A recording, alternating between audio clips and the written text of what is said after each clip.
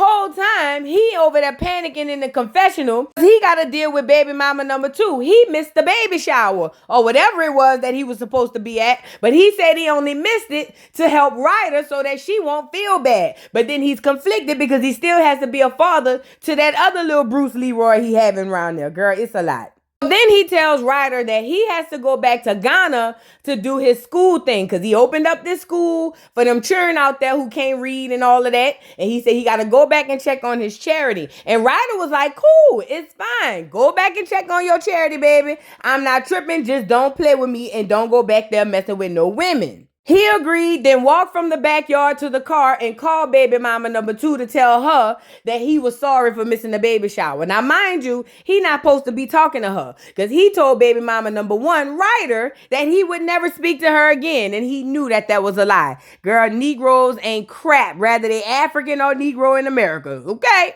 So now she's on the phone wondering why he went ghost on her. And she was like, listen, I understand that you mad at me or whatever and trying to save face for baby mama number 1. But I really could expose you about baby mama number 3. So apparently he has another baby on the way in Ghana. Now he not sure if the baby for sure his, but he know he was sleeping with some girl off in Ghana and he got baby mama number 3 out there. That's why he really going out there. He ain't got nothing to do with them children at no school, getting no porridge and all of that. And look at him. She like, oh, I'm going to keep your little secret, though. He like, oh, well, I did not ask you to say anything. And I'm like, see, there you go. Let me tell y'all something. Y'all be having these open relationships to keep these Negroes who don't want to be kept. Girl, and then look at the way he look. Oh, my God. It's just too much for me. Let's move on. So now we move to the next scene, and the weird guy, Kent Jones, is on here telling us that regardless of what Trick them said about him being weird, he's going to press forward with who he is, and he's going to be unapologetically him. Perm, silk press and all, he don't care. So now he's on the way to go get his son, and apparently his son is very gifted and talented. They do music together, and he has a very good relationship with the baby mama. And when I saw her, I can kind of definitely see why they would be together. They kind of give that kind of eclectic type of style. I mean, look at her. She's a very pretty girl. She sounds like she have an accent, but she's a very pretty girl. She seems like she's a very kind of free spirit, and she understands him. Now, according to him, they've been together for years and scolds and blows. They separated after they had their baby, and they have a successful co-parenting relationship. And like I said, the little boy seems so intelligent, so nice, and he looked just like his daddy. Now, I found out, and he probably said this before, but he said he had Bell's palsy, and it's caused the whole right side of his face to go like that or go numb where he can't feel it, I guess. But it hasn't stopped him from being the musician and the artist that he is. So now he goes to the kitchen to talk to his baby mama, and he's talking to her about what's been going on with music and how he went talk to Trick, and they basically don't like his style. Didn't like the candle with the grandmother in it when he was on stage. And he said that people trying to put him in the box, and he not trying to go in the box. He was already doing that when he was doing them tours and working with all them people in Hollywood. He said he want to be unapologetically him. He not about to compromise that. And I think that's dope because, you know, even though they feel like young people not gonna rock with him, I think they will because people need something different. All that everybody being the same, that's old. And the crazy part is the baby mama understands his style and where he's going with his career. She seems to be very motivating to him to continue to push forward with what it is he's trying to do. Now, if she's smart, like I believe she is, she's gonna motivate him because, baby, we need child support, okay? But he says he's living a happy life. He has a girl that he's in love with, a girl that he works with, and who understands his plight. They actually do well together financially. And he said his career and his life is on the up and up, and he can't complain. And look at the baby mama. Yeah, fuck all that. Make sure you get to work and make sure you get in that studio and drop these albums. I said, there you go. I like her. She's no nonsense, but straight to the point, but respectful and supportive. Shout out to the baby mama, and she's a pretty girl. Let's move on. So we move to the next scene. Cheeky Diamonds is there with her new baby. She just gave birth, and she's getting right back to work. She said her wound ain't even closed up yet, but she got to get in the studio. And here's the baby. She had a little girl. She had a baby named Yaya. You know what I'm saying? She put the little yellow on her. She's a little cute little girl. But that's the baby. And she just scared because the baby don't look like Quez, her boyfriend. That baby don't look nothing like that boy. I ain't gonna lie, he don't. And look at Chinky in the doggone confessional. See, I really love Quez. And me and Quez had a lot going on. And I was stressed out. And yeah, I stepped out once or twice. But I still believe that this baby possibly is Quez, even though it's probably not. And I can't tell him that because he gonna leave. So, girl, she gets in there with the living room with her sisters and all of that. Now, the sister pull up. This the first time we meet the sister. Chinky says she normally don't talk to her sister, but they've been trying to have a little relationship lately. You know, since that nigga done left her. She bored. She ain't got nobody to talk to. So, she making friends with her sister. Okay. And this the sister. Now, the sister is no nonsense like the last girl, but even more straight to the point. Very, very, very direct. And she reads Chinky. And I said it. Okay. That's why you wasn't talking to your sister, because your sister not gonna listen to your BS. She gonna call you out. And speaking of calling you out, the sister was like, so girl, what's going on with the baby and with Quez? Like, what's up with the test?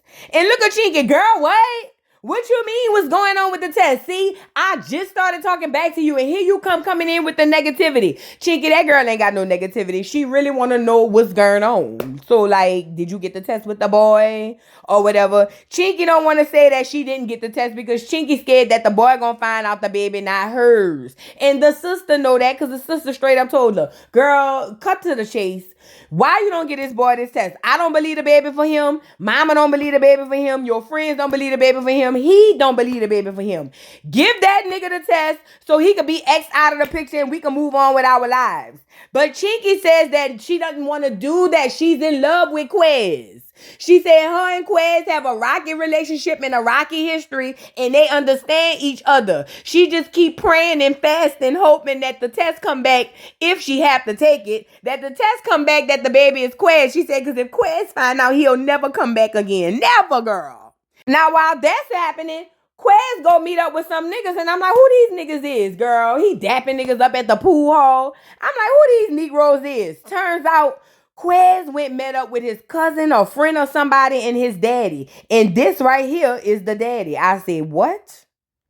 He must have been a little young wild boy raising himself. He must have had Quez at 13, 14. Unless Black really not cracking. Daddy Quez look good. He probably got churned all over the neighborhood. But he cute though, huh? Drop down in the comments. I ain't think Quez daddy looked at that good, girl. Let's move on. So Quez told his daddy and his cousin that he was stressed out because he really loved Chinky, but he don't believe the baby is. He said the baby don't have his skin tone, his ears, his eyes. He said, as a matter of fact, he seen the other nigga and he really positive the baby belonged to the other person. But he need a test and Chinky won't give it to him and he trying to figure out how to do it. The daddy was like, nigga, get the baby, bring her by mama. I'm going to go to Walgreens. I'm going to get the little test. We going to swab the baby when we get to mama house. Send the little test results off. By the time the baby back over the weekend, we'll have the test results, nigga. Just go get the baby. And I said, at least somebody here got sense, nah? You know, these churn don't know much, you know. Shout out to the daddy. Let's move on. So now we move to the next scene. Michael Blackson said he needed to get away to get some stress relief. So he decided to take money that he could be putting in the mouths of his children and put it between the ass of some strippers. He went down the Strokers or somewhere, girl. And him and Gael was in there turning up, making it rain. And look at Gael. You know, Gael is like a shark in the water. When she see men, she smell blood. And all you hear is the Jaws music coming. Shout out to Gael. I respect Gael. That's my girl. But Gael said she that'll help Michael Blackson have a good time. She said she trying to get in them draws and see what that little thing do, because she heard he got a couple of dollars and Gael never turned down a couple of dollars. You get it?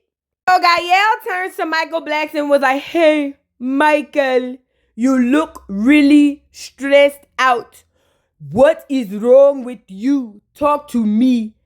Are the girls stressing you out because of the babies? Talk to me. I'm Gael. I mean Heaven. And he was like, yeah, man. You know, I've been telling Ryder I'm not going to talk to baby mama number 2. But then I talked to baby mama number 2 because she told me I have a baby mama number 3 that's possibly not my baby. But I'm scared baby mama number 2 ain't my real baby mama. And I just got babies all over the place. And Gael said, what? Oh my God, I can't believe they're doing this to you. This has to be so stressful for you. She said, how could Ryder not tell you you can see your other kids? I would never do that to you. Oh, you should be so stressed out. And then it dawned on Gael. It's kind of like a ding went off in her mind. And she said, ooh, the magic stick must have a lot of rainbows on the end, right? I have to see for myself. I have to get a piece. And that's Gael over there trying to pick her man to chew. Gael, you got to stop. That man is in heartache and pain right now.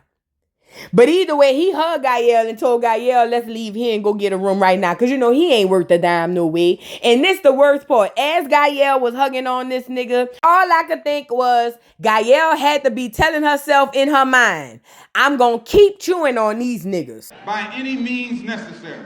Child, moving on. Trick Daddy done invited that crazy looking dude down there, the one who looked like Turtle Power. He done invited him down to the studio so they can make an album with Pinky Dog. Girl, y'all just might as well get AI doggone artists at this point. Pinky Dog can't even speak English. How she gonna rap? I'm not even being funny. Look at her in the studio. She can't even focus on the pre-written raps and rhymes because she keep getting text messages and seeing old boy Jacquees, whoever her manager was, who she was sleeping with, post all type of things talking about he moving on. She can't even focus in the studio. And look a Trick outside the studio. Get out the booth. So she come out the booth and Trick was like, girl, what the hell wrong with you? You called me asking me to come to the studio to help you do this song. Now you in there snotting and crying. What done happened? So she told him about the fact that she was with Jacquees, the manager, and he had started helping her on her career. But then it turns out they were sleeping around with each other and it became a conflict of interest. So now she don't know if he's her manager, her man, or her manager man. She don't know what's going on. And look a Trick, T-double-D. That nigga looked up her like, man, I know you ain't in here crying over that weird manager nigga with the braids that look like he from the West Coast, but I heard he really from the East Coast. Girl, what the hell wrong with you around here crying over this nigga? You done lost your mind. I'm in here wasting my time. And look at the Turtle Power nigga. Yeah, she done lost her mind. Talking about, oh, she got a little work to do, but you know, she's work wittable. No, y'all want to smash on that girl. I ain't saying you did it. I'm just saying your Lapidi Birds is talking, and that's the only reason y'all in that studio. But you can't smash on her long as she crying over a nigga. Girl, go ahead on with all of this. And look at her in there. Because I really want my career. Girl, we don't want you over here rapping and all of that. Go back to London or wherever you was at and figure out your life over there. Now, she done told us, her and this nigga been sleeping around for 2 years and this been their little secret. Okay, Candy Burris. Okay, Escape. Girl, please. Girl, we not buying none of this. Trick said, I ain't got time to hear all this. Trick got his pregnant ass up, look like he overdue. Said he getting the hell up out of there. And he told Turtle Power, handle that. I ain't got time to be going back and forth. I could be somewhere eating chitlins and oxtails. So when Trick left, Turtle Power looked at it and said, look, hold on. Let me just get this record straight right here. Because, see, we talking about the music part. We ain't talked about the business. Bitch, do you know it's going to cost you about $30,000 to do this song? While you over here crying over this nigga, you need to be over there selling something to get some money. Because you need 30 racks to get this studio session. And she was like, $30,000? What?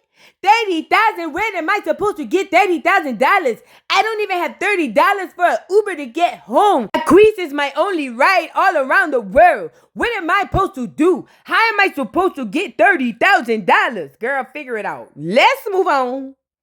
So now moving to the next scene, Michael Blackson's baby mama number 2 is having a baby shower on her birthday. So it's a 2-for-1 special. It's her birthday and a baby shower. She said she got all her family and friends there and everybody there except Michael. Now this the girl. She's pregnant. I don't know what she is. She mixed with something though. She sounds Spanish or something. But she said that she feels some type of way that Michael didn't come because ever since that girl had her baby, he done ghosted her.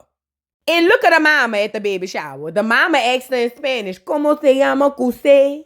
The mama was trying to figure out, girl, where is Mike, bitch? Where your baby daddy at? Where he at and why he not here? I'm with the mama. And look at her. Michael has to work and he has to go to Ghana. And you know he has to. The mama was like, girl, miss me with all of that because I'm with the mama. Everybody know Michael Blackson got an old lady and that's why he not here. Cut to the chase, girl. What do you want from us? So she goes off to the side with this girl who's professing to be her friend. But she was giving me a lot of very masculine teas. Very, very top. Giving me a lot of top tees, no bottom, all top. At any rate, she's on the side talking to her friend, telling her friend that she feels some type of way because Michael Blackson, when it come to Ryder, he posting about her and the baby and all that stuff, and she not crazy because ever since that girl had the baby, he don't holler at her no more, and she don't know how things gonna go with her and this baby, and she also feels some type of way that people got something to say about the paternity of the baby. And look at her friend. Child, let me just say this. When I first saw the friend, I said, I don't give a damn what ponytail they put on her. This right here is an undercover dagger. Okay? But the friend was like, girl, what? He questioning the paternity of your baby after you was a faithful side chick for 5 years? How dare he? She was like, you want me to pop him? I know some niggas. And the girl was like, no, no, no, no. He's the father of my child. She was like, oh, let me know. And I said, yeah, this very personal. You be playing with that girl little stuff. You chewing on her. It's giving Whitney and her best friend tease. Girl, move around. Let's move on. So now we move to the next scene, and there was this Asian woman in the booth. And I said, Michael Blackson, baby mama, do music? Who this girl is? And it sounded so techno Asian. I was like, what is going on? And who is you with? Who invited you on here? And it turns out it was that crazy boy, Kent Johnson, whatever his name is. Kent Jones, Mike Jones, girl, 525. I don't know what this dude is. But anyway, this the woman in question that he's so in love with and can't do it out. And I was wondering what it was. And then she put her foot up. I liked her toes, I ain't gonna lie. But it turns out that's his old lady. And they do feet PORN together. And I said, oh, I ain't mad at the hustle. A little side note. Back in the days, I thought about doing it, girl. Did think about it. So I ain't mad. So this the girl, and she's ready to get her career off the ground. She's got music. She's got the feet thing. She said that they expanding with the feets. They do all type of production. She have a mistress, or she's the mistress, and something like that. And they take all kind of content and make $1 million. And he is excited for the world to see him in his new essence with his new woman. My thing is, he talking about the girl was there from the beginning and he really trust and love her. That woman is gonna break your heart and steal your pocketbook. Let's move on. So now, while this is going on, baby mama number 2 done left the baby shower and real life is hitting in. Once everybody leave the party, that fetal position start coming in because real life start setting in and the truth start ringing loud. So she on the phone with Michael Blackson and he telling her he's sorry because he couldn't make it there because he got to go to Ghana and all this, that, and the third. And she was like, that ain't why you didn't make it. I'm not crazy, Michael. You didn't come because you're trying to save face for baby mama number 1 and it's not fair. So she broke out into tears and Michael Blackson was on the phone trying to console her because he don't want to stress her out and she had a baby early. He got another baby to go check on. So he was like, calm down. I love you. I care about you. I'm just trying to figure this whole thing out. But she's not buying none of this because she feel like when it comes to Ryder, Michael Blackson has no problem posting this girl all over social media, putting long posts about happy birthday. She was like, this my birthday and my baby shower. And the fact that he didn't come, that really hurt her feelings and is almost sending her into early labor. She ain't really say that. I put that in there. My bad. So Michael tries to console her by telling her that he cares about her and he loves her so much that he wrote her a song. And I said, that nigga did what? First of all, I didn't even know he did music. And he did what? Talking about listen to this song. And girl, she pulled it up on the thing and that nigga was saying she African, she's American, she's a Indian. She is African. I said, bitch, the way I done threw my phone at that nigga head. Look at her crying, looking like a duck, duck, goose. Girl, prepare to be a single mother. Let's move on. So now we move to the next scene. Pinky Doll says she needs to meet up with Jacquees, the boyfriend, because she feel bad by snaking him and going behind his back and working with Trick and them. Plus, they asking for $30,000 and she broke, so she need to talk. So apparently they haven't been really kicking it since the blow up. And he feels like, listen, I've been working, busting my behind. I got you this game. I got you this. For you to snake me behind my back and go work with Trick and them like I didn't put my time and money in, that's messed up. And he got into the confessional and said that basically it's messing with his reputation in the streets. And I'm trying to figure out, nigga, what's your reputation in the streets? I mean, for real, these industry niggas really be thinking this TV stuff is real life. He don't even have enough TV stuff to act like he got a persona. So she's trying to figure out how they could work this thing out because she says that she think it's unfair that they've been together for 2 whole years and she's had to keep it quiet. She had to say that he was just her manager, but the whole time they was in love. She said, my son loves you, my mama loves you, everybody love you. And he over there looking like, nigga, first of all, I thought we agreed we wasn't going to say that on camera. So now you just threw my business out there and my real old lady going to find out. So now you trying to throw salt at my house. He was like, yeah, see, I ain't signed up for this. So now he feels some type of way because she outed the fact that they've been in a secret relationship for 2 years and he decides that he wants to get mad. Now he leaves. She follows him outside trying to figure out what's going on. And he is insisting that she needs to pick the managerial part of him and not the boyfriend part of him because the career is the most important thing for her. But she's not trying to hear that. She wants to fix things with her nigga. And he said, look at me. I am not your nigga anymore. He said he don't want to be with her no more because she made the block hot by spilling the tea on Love and Hip Hop. That was supposed to be their little secret forever and ever and ever. And she done made the block hot. So he said at this point, he over with it. So he walks away and she was like, no, don't leave me. How am I going to get home?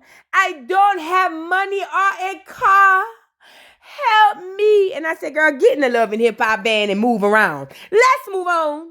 Now, Chinky Diamonds is at her photo shoot and video shoot, girl. Y'all girls having a baby at 5 o'clock in the morning and y'all be at work by 7:30. Y'all a different breed of girls. But anyway, you know she raps in front of food and this time she's rapping in front of corn and I love it. Roll the corn, girl. Roll the corn. I love that little corn up there. But the girl, Rocky, what's her name? I don't know this girl name. The old bodyguard girl. Bodybuilder girl. She's coming to get Chinky because she said Chinky has a lot of potential and she can make a lot of money off a Chinky big bike. So she said she's going all the way to Omaha to get Chinky out of that sticky situation so they can get this money. So she gets up there, it's Chinky and her sister, they at the video shoot, and Rocky was like, girl, I'm here to save you. I heard about all this stuff with your baby daddy, but I want you to know that you don't need him or the baby. We can go to Miami, we can make a lot of money together, and things are gonna look up for us. And the sister was like, girl, I said that. I've been trying to tell her dad. Plus, we don't even like Quez. She said, but I'm going to tell you what the real tea is. She don't want to give that boy that test because she know that ain't his baby. And I said, dad go. And listen, girl, get a boy the test now. It's bad enough when he walked in, the sister already don't like him. So she put him to the side, really want to swing on him for real. But she put him to the side because she trying to get him out of their hair so the sister can move on with her life. And Quez is scared to talk to the sister because he don't trust her. He shouldn't though. Look at her. She untrustworthy. So she was like, Quez, you and I both know this baby not yours. I mean, look at the child. The baby don't look nothing like you. The dates don't line up. Your lining don't line up. Nothing line up. Take this money, go get the paternity test, and leave us alone forever. And Quez was like, what?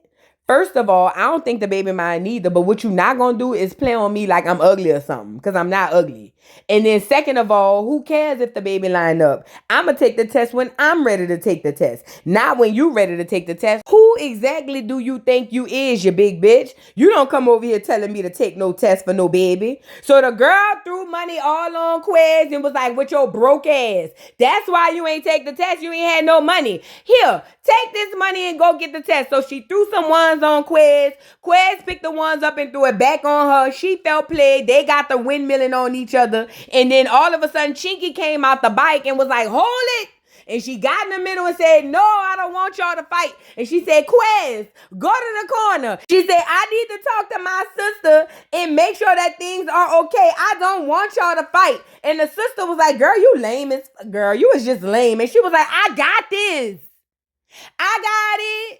Me and you just got back friends yesterday. Now you over here trying to fight my possible baby daddy, and I'm trying to be with this nigga. I got it. Like, I don't need your help, girl. I ain't never needed your help. You need to move. And the sister was like, do you have it? Because, bitch, if you had it, the nigga wouldn't be here.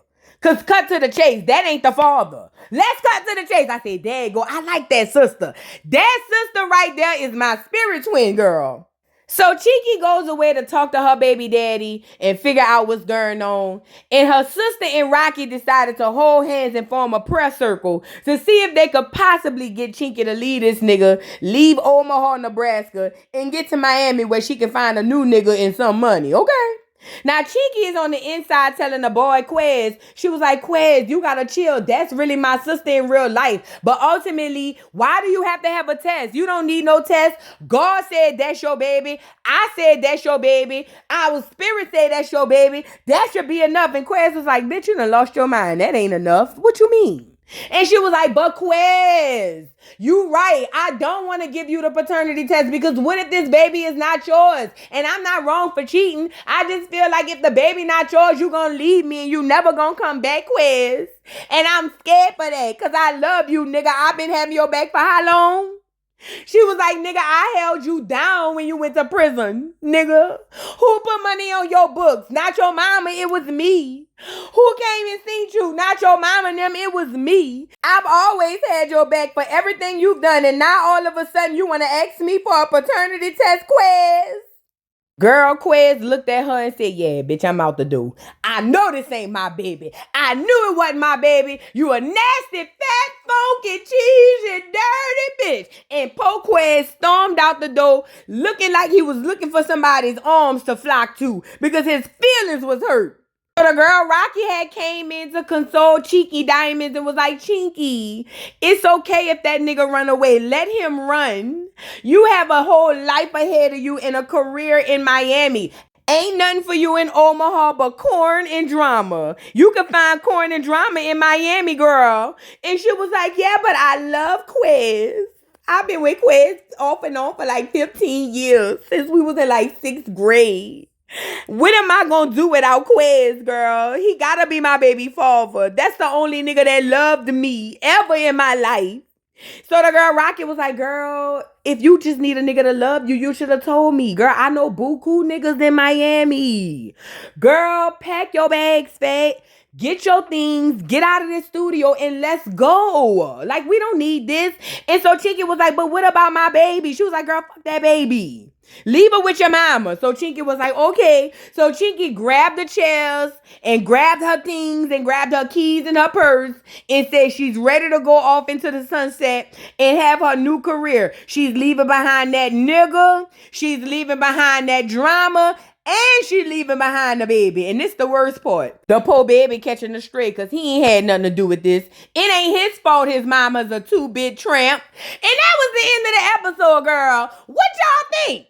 Drop down in the comments. Don't forget to like, subscribe, hit the notification bell, follow me on all platforms, and I'll catch y'all hoes on the next one, girl. Bye. Mr. Carroll, how you give the voodoo doll time to talk? I don't get no fucking time to talk. Who the voodoo doll is? The nigga you just had up here.